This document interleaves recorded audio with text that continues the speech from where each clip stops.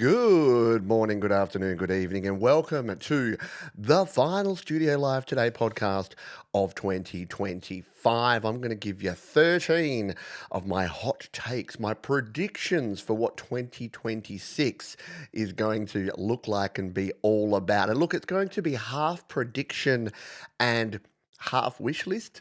These are the things that I want to see in the next year, but it's also what I think will happen. Some of them will be great, some of them may not be great, but there's some things that I'm looking forward to because the one thing that I think we can all agree on is that 2025 had its ups and it had its downs. So I'm looking forward towards the next year. Hello, if it's your first time here, my name is Pete Johns. This is the Studio Live Today podcast where each and every week we tackle another topic, something to do with music or home recording or tech or gear or Apple or anything that happens to be either on my mind or on the minds of those who come here and comment on the videos, because a lot of the content that we have around here is from you, the community. So before we get started, can I say a massive thank you to each and every one of you for a wonderful 2025. Like I said, ups and downs, but all of the ups have been definitely worth the few little hurdles that we've had along the way, and could not have done it without the likes of our moderators, without all of you wonderful community members, those who've joined the community here, those patrons, those who've donated to the channel. You've all been super duper kind, and I appreciate you big time. So thank you so much for all of that, including this guy, Mr. Hotcakes 2026 himself, Mr. Thomas Christ. Thank you for being here. Merry Christmas. Yes, I know many folks are enjoying Christmas, or if you're like Jamie Lynn, hopefully not too unwell at Christmas time, because it is that time of the year to also be around people, and that can sometimes mean sharing. And sharing is caring, and Karen is Sharon, but yeah, you don't want to share the bugs, do you? But it does tend to happen at this time of the year. We are going to dive into this. If you are here live and you'd like to contribute, or if you're on the replay and you would like to share with me your predictions for 2026, do let me know. I'd love to know what you think is going to happen. Are we going to see foldable iPhones? Are we going to finally see a touchscreen Mac? Who knows? But one thing I do know is that I'll be here and I'll be covering it, and we'll be talking about it right here on Studio Live today. Should we dive in? Let's go. Let's start with the number one. And we've got 13 of these things here. So number one, I hope the internet will feel smaller again. I've been feeling this kind of groundswell, this surgence of more private internet, private communities. I now subscribe to more newsletters. I'm actually getting into Discord now, the member-only spaces. I think they are going to matter more in 2026 than the mass appeal, the mass reach, the public town squares. We saw what happened to poor Twitter. Blue Sky was an adequate response to that. And I'm just finding that I'm having a lot more fun in the niches than I am in the public spaces. And I don't know, if you share that, let me know if you're feeling the same way. But I've definitely got this vibe that all the cool things, all the things that I like, are not in the big giant places where there's thousands of people. And hey, maybe it's just me. Maybe it's old introvert Pete over here. But the open platforms, they feel noisy, they feel transactional. And I think that trust and familiarity are going to outperform scale. Like everything in the last 10 years has been, let's scale it up. It's going to be scalability. And I just kind of think that, what you show up for matters way more than how many. And that's why I think that the internet will hopefully, at least in my opinion, feel small again in 2026. At least that's on my wish list. Number two, I think that we are peaking when it comes to algorithms. I think that algorithm fatigue will actually hit its ceiling here. And what do I mean by that? Well, creators and audiences, I think we're going to stop obsessing, well, I hope we are, over hacks and timing tricks and constant optimization. When I started on YouTube a decade ago, it was all about that, wasn't it? It was like, how do you hack the algorithm? How do you get views? How do you increase watch time? How do you increase the percentage of time people stick around on your videos? Whereas now, I kind of think that it's just be consistent, put your true human self out there, and good things will happen. At least that's my vibe. I don't know. Is that naive? Am I wishing for this when it's really not going to be? But I don't, honestly think that consistency will trump optimization. I think that creators will refocus on sustainable output. Like the whole burnout culture in YouTube is real. If I see one more video which is like, we need to talk, the end of the channel. Oh, I wish I knew this. This I had to get this off my. Yeah, I think that I hope that the days of the clickbaity titles and the algorithm fishing are hopefully on their way out. But time will tell, and time makes a fool out of all of us.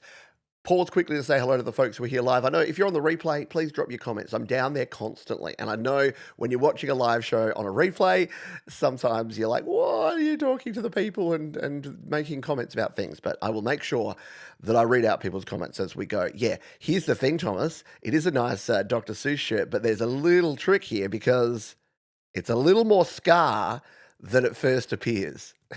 And I can only wear this when I don't have the green screen. Hello to Andy Aspine.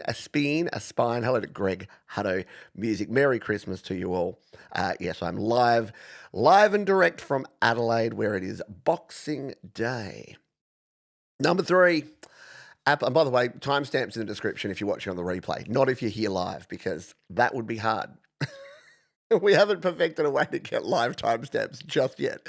Number 3, Apple Intelligence will become useful, but only when we forget it exists. Now, what do I mean by this? So I think that, and we'll talk AI again later, because look, it's been the hype word of 2025. In fact, slop was the word of the year because AI has led to AI slop. But I think the best AI features in the future won't be those that are marketed. They'll be those that remove friction. And Apple have been talking about this with Apple Intelligence. And I think if Apple are going to win or at least place in the AI race, they need to focus in on what they can do to just make our lives easier.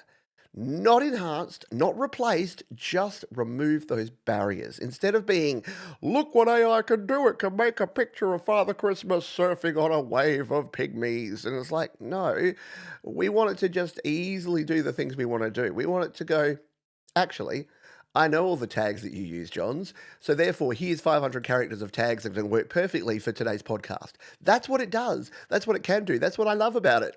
I don't want it to replace my music. I don't want it to replace the creativity that I do. So I think that Apple in particular, their strength is the invisibility of it, is the just doing it. Like, you remember the old Apple adage, it just works? We need to go back to that. Apple's strength is definitely not in the big spectacle. They've missed the party with the large language models. So if Apple, and hopefully for Apple's sake, if they can dig themselves out of the AI hole, I think it will be around what can they do to just make life a little bit easier and a little bit better. G'day, Bradley McKnight. Happy Christmas to you and to yours. And look, I know not everyone celebrates Christmas or Hanukkah or any kind of festive thing. Festivus. Someone was going to a Festivus party, my wife was telling me, and yes, including the feats of strength. Hopefully they're not going to talk about, what is it, everyone's shortcomings? Who knows? Number 4, I think that we have hit peak nostalgia. 2025 has been the year of nostalgia. The number of bands that are releasing their 25th and 30th and 35th anniversary albums and tours and merchandise, it's getting a little bit rough, isn't it? And I'm not saying the bands shouldn't do this, but I think we need to see, or hopefully I think we will see, a shift from pure nostalgia, just remember the good old days? Yeah, they were better, weren't they? To more of a reinterpretation. So I think that culture needs to stop cosplaying in the past and pretending it's 1990 and instead going, how do we bring this back in a rad way? And I want to see this because I think that all the stuff that we had in the past is good. There's a reason why I still like, my favorite music is still from about 1992 to about 2004, because I think that was the peak time for great guitar-driven rock. Now, that won't be everyone's cup of tea, but it definitely is for me. And what I want to see, or what I hope to see, or what I think will actually happen, is that we'll see that evolve. We'll see people get very tired of paying $250 to go see the 30th anniversary concert where they just play the old album. And I think we're going to want to see them do that. But what's new? What can you add? And I think whoever, whatever bands, whatever companies, whatever platforms, find a way to blend and merge that warm, cozy, rose colored glasses feeling of nostalgia that we all have for the past, but also inject some futuristic or something new or something novel or something cool. I think they'll win. I think the ones that are just repeating, rinse and repeat, I think that's getting a bit old, and I think we'll find that as we move on. Hello, Dr. Indy. This is cool because it's Christmas Day for many folks. Everyone's kind of just dropping by and saying hello, and that's what I envisaged for this podcast. So I wanted to do it live just so that we could say Merry Christmas and Happy Holidays to all the fine folks who are hanging out. Hey, if you are hanging out, whether you're here on the replay or here live, hit the thumbs up button. That definitely will help me out. And what I won't do in 2026 is stop asking you to hit the thumbs up button. I'm sorry, I wish I could, but until everyone else stops, I can't either. Or can I? Maybe that's my point of differentiation. What do you reckon? Should we go for it? All right, number 5. I think that smaller audiences are going to become more powerful than the big ones. And look, we've seen big audiences. Let's look at Taylor Swift in 2025. We've seen big audiences and what they can do. And I don't think that's ever going to completely go away.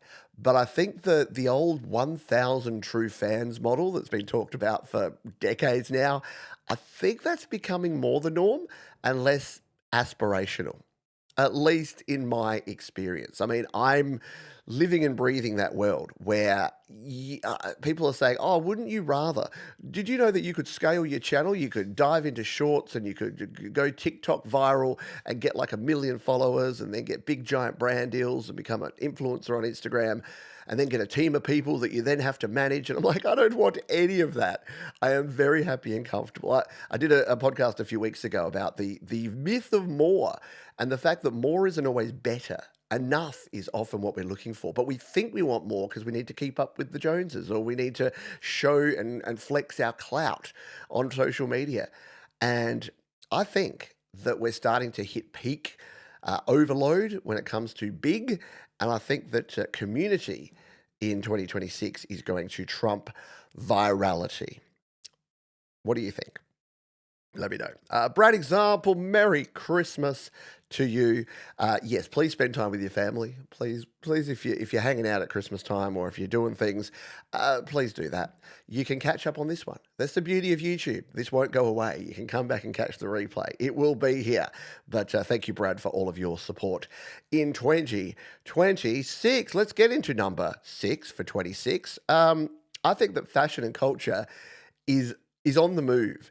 And I think the 90s are coming back in a big bad way. We've already seen a little bit of this. We've already seen the band t-shirts. We've already seen a little flannel and a little ripped jeans action coming through. But the big problem is that we've got to get past this whole 80s thing. Like, look at music in the last 10 years. We've gone back to synth wave and synth pop. And look, I love that stuff. I don't love the fashion. I think mullets and moustaches, dudes, could you please get a haircut? And shave off your I don't know. Maybe me questioning people's fashion sense is not cool because you do you. You're consenting adults. You can do whatever you want. But think of the children. We don't need dodgy 14-year-olds with creepy 80s moustaches. It just doesn't. It's just not a good look. But I think that the 80s excess, it feels a bit tired. I think it's wearing thin. And we see this. We see this decade cycle go through. And sometimes it takes 10 years and sometimes it's less. So I think that 2026 is going to be the year of the 90s. And I, for one, am down with it, right? I think that everyone growing their hair long, wearing baggy clothes and muted palettes, and yeah, I think it's going to be fun. I think it'll be rad. And I, for one, I don't want to be one of those protectist folks that say, people can't be into the music. I mean, they weren't around in the 90s. Nah, bring it on. Resurgence of Pearl Jam and Nirvana and Blink-182 and The Offspring and like these bands are still around. Well, Nirvana not so much, but Foo Fighters, they're still kicking around, and I think that I want more people to love them. Number 7, AI. Let's talk about it. Let's just rip the Band-Aid off because we're halfway through. Of course, we're going to talk about AI. I think it's going to pivot. And people are like, the AI crash. And I'm like, I don't think crash is the right word. I think pivot. I think it's going to pivot from an obsession to just a tool. I've talked about this before, but AI will stop being the story and it will start becoming the infrastructure. It'll just be what things have in them. And here's the truth. It has for the longest time. AI is not new. AI is not fresh. AI is just a rebrand for a lot of the stuff that we've been doing for the last 2 decades. Machine learning and robotics and automation. All of this stuff has been around. Yeah, has it gone a bit snazzy? It has. It's a wee bit snazzy. It's a bit spiffy in 2025 because it can do all these tricks, but they are just tricks. And look, I've played with them. Many other folks have played with them. But what you may have noticed is that myself and others, we're getting a bit over it. We're still using the tools. I still use ChatGPT to feed it in all of my points here and get it to put them in some semblance of order. And I did use it as a bit of a like final last hurrah for the thumbnail for this one. And what did it do? It actually gave me 3 hands. So if you're looking at the thumbnail of this video and you're like, that looks pretty cool. Well, the original version had 3 hands. And what did I have to do? I had to tell the tool that I don't have 3 hands and to please remove at least one of the other hands. And it did it. And I think people will stop announcing that they're using it, except unless you're me, in which case, if I ever use it, I'll tell you, because I want to be 100% truthful. But it won't be the discourse. It'll be more in the background. It'll be the quiet tools and the usefulness, and it won't just be this big branded thing. And if you want examples of all this, when was the last time you heard of cryptocurrency or the blockchain or NFTs? People are still using them. They're still tools. They're still things, but they're not the hype. They're losing their hype. So if you're all in on AI and you love the hype cycle, I think I got some bad news for you. I don't think it's going to be there. All right. Oh, I bought a pair of 8-hole docks in 2020. See, here's the thing. My daughter has a pair of docks. My daughter's starting to get into the whole baggy clothes thing. They're like the new look where they're wearing like jerseys.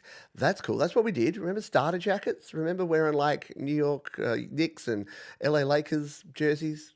Yeah, it's coming back. Grunge is coming back. Yes. Black Eyed Peas are getting back together as a 4. That'll be cool. Although there is an argument, Andy, with the Black Eyed Peas that they were better without Fergie. Is that sacrilege? Black Eyed Peas fans, come at me. Yeah, I don't know. All right, number 8. More human-driven content wins, and this is what I'm getting back into because 2025 was look. I'm not going to say I did the wrong thing, but it was almost a phone it in year. There was so much going on that I think I was just like rinse, repeat. Okay, follow the trend, follow the bouncing ball. But what I think is going to come back in a big bad way in 26 is personality, is imperfection, it's lived experiences. I think they're all going to outperform the schmick polished end product. I think messy is relatable.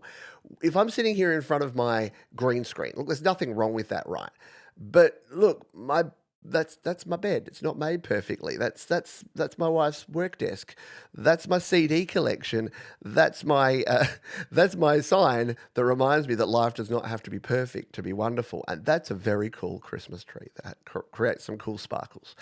They're all real things. They're all real things within the world. I could walk over to that tree and grab it. I won't because I'm not wearing pants. But if I was, I would go and do that and just show you how real it was. So I think that we're going to find that creators are going to lean into being themselves again. Stop the whole let's be like someone else and let's follow all the trends and embrace your own humanity, for goodness sake.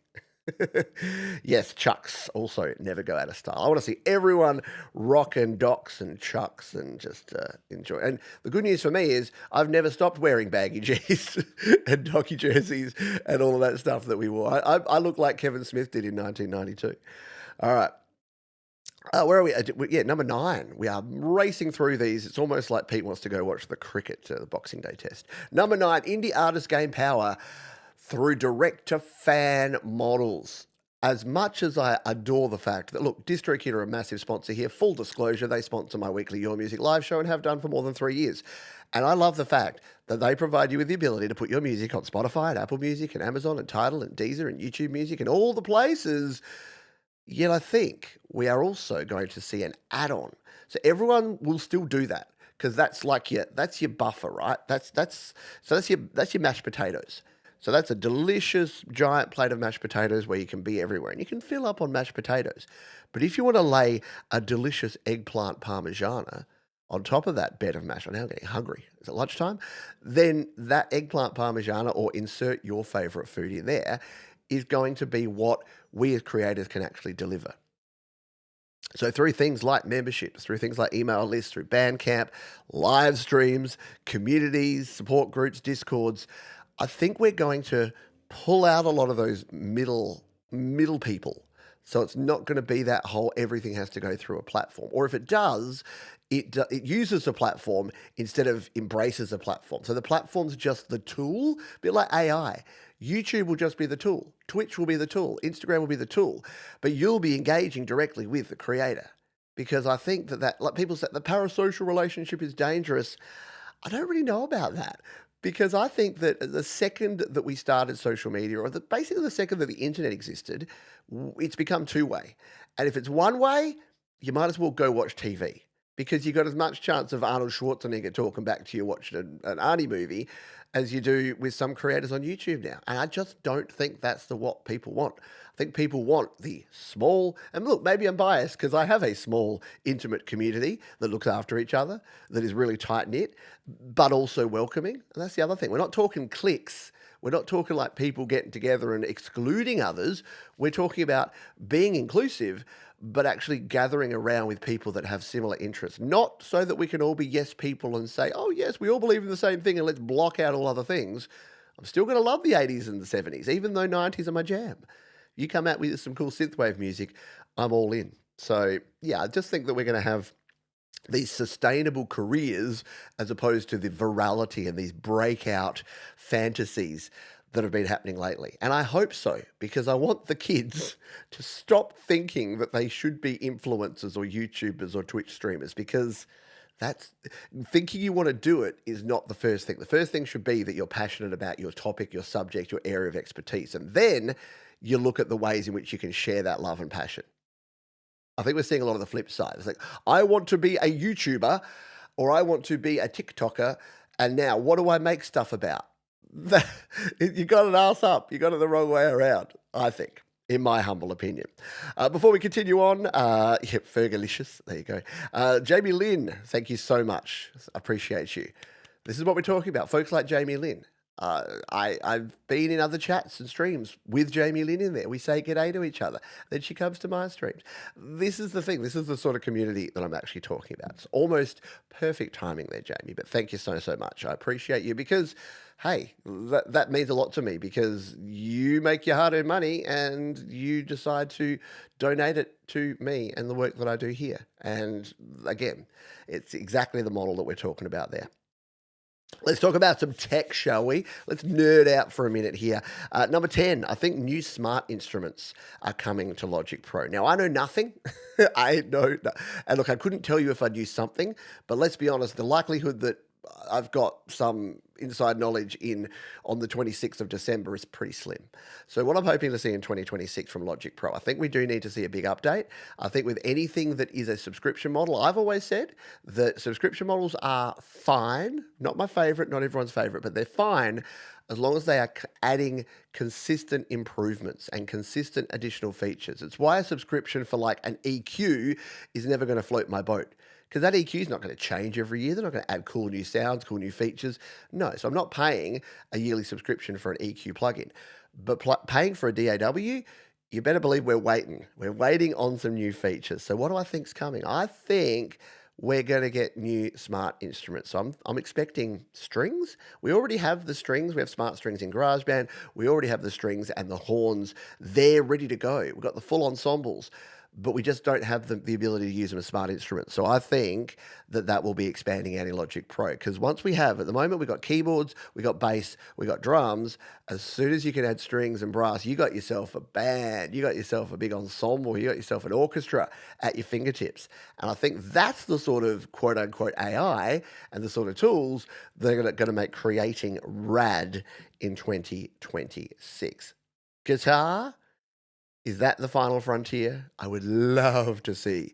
If anyone's going to finally do a decent guitar, smart instrument, plug-in, AUV3 type thing, surely Apple have got the chops. They've sampled a Steinway piano, for goodness sake. Why can't they sample a Gretsch through a Marshall and just give us that we can then play with and adapt? I think that could be absolutely cool. Or maybe it's just wishful thinking. Hello, adorable Anarchy. Merry Christmas to you, my friend. Thank you for all of your support. Yeah, it may be. It may be in springtime. There'll be an update to Logic Pro. Basically, watch out for when everyone's renewals come up, which I think is what, May. So yeah, I think you might be right. Springtime for your Logic Pro updates would not surprise me. All right, number 11, GarageBand iOS. Now, I went back and forth on this one, and I want okay, so we're going to actually do a double one here. I'm going to do wish list and actual reality. So my wish list, what I would love to predict for 2026 is that GarageBand finally goes to version 3. I thought we might get it with iPadOS 26 when they did their update there, but no, it's 2.3.18.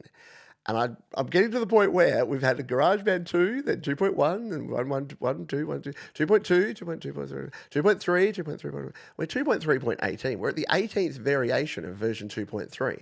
And at some point, don't you have to draw a line in the sand and say GarageBand 3? I think it would be a massive marketing opportunity to freshen GarageBand. Just give it a coat of paint. Like they did this when they went to 2, from 1 to 2. They they changed the interface, they changed the icons, didn't do much else. I mean, they added some things behind the scenes, mostly in sort of 2.1, 2.2. But I just think that GarageBand is such a great product.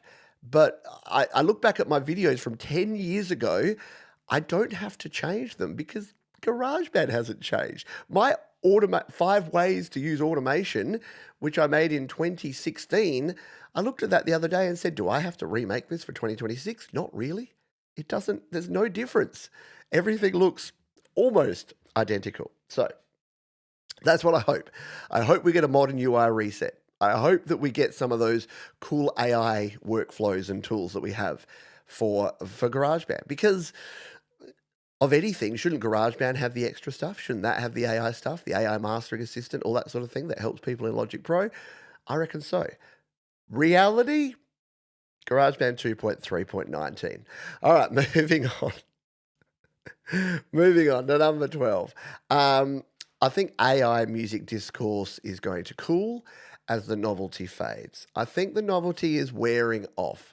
I think people are growing a little tired of even the conversation about AI music. People are going to stop arguing and start choosing. There's going to be a small subset of people that will be all in. They'll be like, I love Suno, I love Udio, I'm going to be a creator and I'm going to be a listener and only AI music for me. And we've seen that. We still have the NFT people. We still have the cryptocurrency people. We still have the course launch people. We're going to have the tech bros that are going to stay with this sort of stuff. But from a regular standpoint, I think there's going to be less outrage and more indifference. I think we're going to go from grrr to meh. We're going to go from you can't do that to you do, I don't care. I think taste wins over technology in the end. I think that the uncanny valleyness of it all, that there's something slightly wrong with this of it all is going to make us realize that we don't want that. Look, if there's a human that's using AI tools to create music, I've said this time and time again, if you can't tell, you can't tell and it doesn't matter. But if you can tell, and it's losing that human engagement and that human connection, and there's these AI bands that you can't have a one-on-one conversation with, or AI voiceovers on videos, which I am sick to death of. Can we all please agree to rage against these AI voiceover? Just talk. And if you can't talk, like this is the thing. Oh, but what if they speak a different language? What if they need to do that? And that's why they're using AI voiceovers. Make videos in your language. But I've got to scale. I've got to reach a target audience. Like, no, be you. Engage with people that are going to engage with you in your natural way. Anyway, AI will become a background option and no longer the culture war that it seems to be becoming. All righty, we are on the homeward bound stretch here. This is going to be a quick one because it's Christmas time. And I want you all to get back to your families and back to enjoying your holiday season, whatever that means for you. If it's Christmas, great. If it's not, great. I like to say it's just a nice quiet time where if you don't choose to interact, you can actually have quite a nice quiet time because other people are all doing their thing. There you go. An AI version of Pete switching from an Apple iPhone to an Android device. That would be interesting, wouldn't it? Yeah, instead of being Studio Live today, it'll be Studio Live tomorrow, and it'll be all about Android. I think there is a podcast called All About Android. All right, number 13. this one, you can lock this one in. You can take this one to the bank, the money bank, and that is Apple will release a brand new iPhone in 2026. And wait for it, it will be called the most advanced iPhone ever. Lock that one in. And look, I'll give you, it'll be around September. So in around September, okay, one more time. They will call it, wait for it, the iPhone 18. I'm pausing for the applause. And it will be the most advanced iPhone ever. You know why?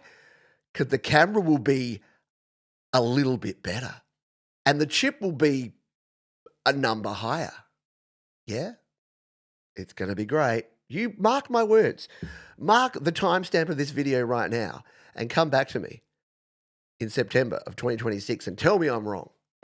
Tell me it's not the most advanced iPhone ever. Tell me there's not a slightly better camera in it. And I will eat my iPhone 17. Oh, there you go. So I think in summary, 2026 isn't about more. I think it's going to be about smaller, quieter, more human, more intentional, right? I think that we're going to finally find what we're looking for, which is less of the fancy, shiny stuff and more of the down-home, earthy goodness that I think that we can all get behind. Is that wishful thinking? Am I on the mark?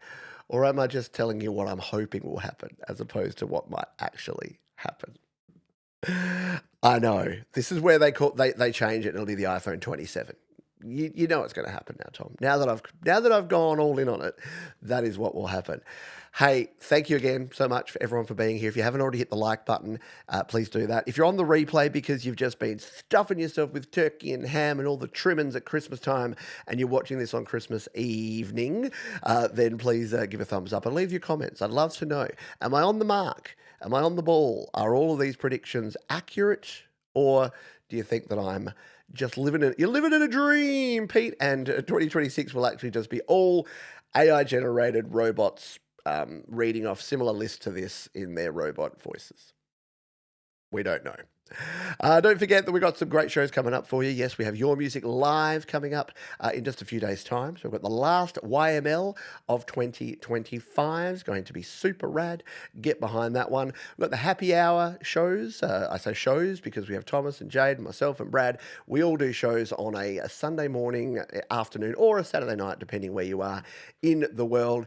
And GarageBand Weekly is our other show. And in GarageBand Weekly, we'll be looking forward to what is really going to happen in GarageBand in 2026 by looking back in time at what's happened over the last few years as well.